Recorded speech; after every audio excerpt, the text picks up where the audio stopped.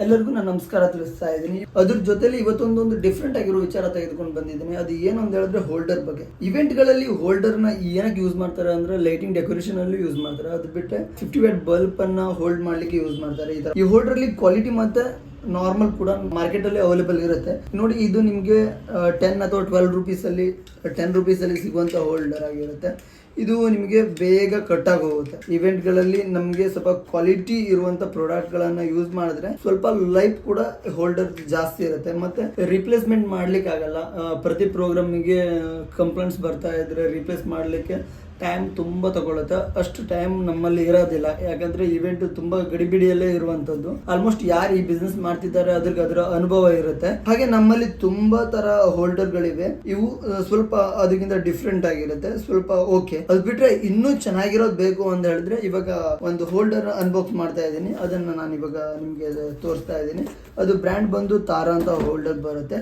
ಇವಾಗ ನಾವು ಓಪನ್ ಮಾಡಿ ಅದು ಯಾವ ತರ ಕ್ವಾಲಿಟಿ ಇದೆ ಅದನ್ನ ನಾವು ಇವಾಗ ತಿಳ್ಕೊಳ್ಳೋಣ.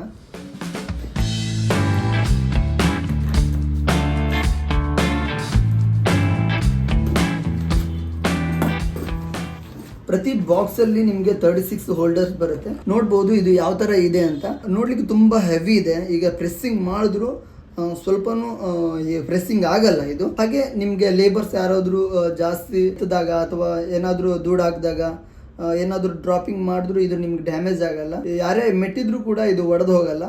ಸೊ ಈ ತರ ಇರುತ್ತೆ. ನಮಗೆ ಎಲ್ಲಿಂದ ಕೆಳಗೆ ಬಿದ್ದರೂ ಏನು ಡ್ಯಾಮೇಜ್ ಏನಾಗಲ್ಲ. ನಾರ್ಮಲ್ ಹೋಲ್ಡರ್ಗಳು ಜಸ್ಟ್ ಇವಾಗ ಥಿಕ್ನೆಸ್ ಕಡಿಮೆ ಇದ್ರೆ ಜಸ್ಟ್ ಇಲ್ಲೇ ಕಟ್ಟಾಗಿಬಿಡುತ್ತೆ. ಸೊ ಈ ಥರ ಹೋಲ್ಡರ್ಗಳು ಕಟ್ಟಾಗಲ್ಲ.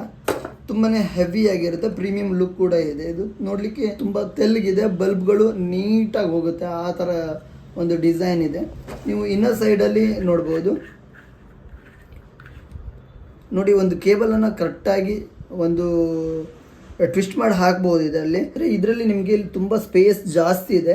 ನೀವೇನಾದರೂ ವಯರ್ ಇಲ್ಗಡೆ ಹಾಕೊಂಡು ನೀವು ಫುಲ್ ಟೈಟ್ ಎಳೆದ್ರೂ ಹೊರಗೆ ಬರಬಾರ್ದು ಅಂತ ಆ ಥರ ಲಾಕ್ ಕೂಡ ನೀವು ಇಲ್ಲಿ ಮಾಡ್ಕೊಳ್ಬೋದು. ಟೈಯನ್ನು ಹಾಕ್ಬೋದು, ಇಲ್ಲ ವಯರಲ್ಲೇ ಟ್ವಿಸ್ಟ್ ಮಾಡಿ ಕೂಡ ನೀವು ಹಾಕ್ಕೊಳ್ಬೋದು.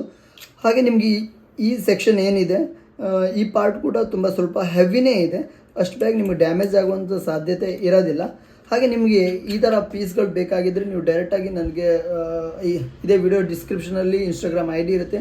ನೀವು ಡೈರೆಕ್ಟಾಗಿ ಇನ್ಸ್ಟಾಗ್ರಾಮಲ್ಲಿ ಬೇಕಾದ್ರೆ ಮೆಸೇಜ್ ಮಾಡ್ಬೋದು, ಇಲ್ಲ ಇನ್ಸ್ಟಾಗ್ರಾಮಲ್ಲಿ ನೀವು ನಂಬರ್ ತೊಗೊಂಡು ಬೇಕಾದರೂ ಡೈರೆಕ್ಟಾಗಿ ಕಾಂಟ್ಯಾಕ್ಟ್ ಕೂಡ ಮಾಡಬಹುದು. ಹಾಗೆ ನಿಮಗೆ ಇದ್ರ ಬಗ್ಗೆ ಏನಾದರೂ ಡೌಟ್ ಇದ್ದರೆ ನೀವು ಡೈರೆಕ್ಟಾಗಿ ಮೆಸೇಜ್ ಮಾಡಿ, ನಾನು ಇದಕ್ಕೆ ರಿಪ್ಲೈ ಮಾಡ್ತೀನಿ. Okay, thank you.